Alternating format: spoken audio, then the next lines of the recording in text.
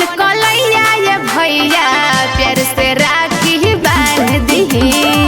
दे दना अपन कलैया ये भैया प्यार से राखी बांध दही।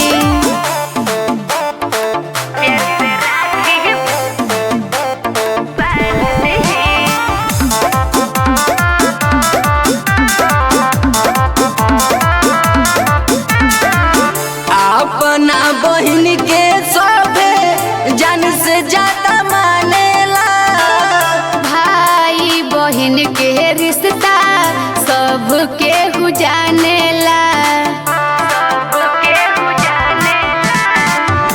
अपना बहन के सभे जान से ज्यादा मानेला। भाई बहन के रिश्ता सबके जानेला। बोलो बाटे जब श्रद्धा पुराई दी। दे दना अपन कलैया ये भैया प्यार से राखी बांध दही। दे दना अपन कलैया ये भैया प्यार से राखी बांध दही।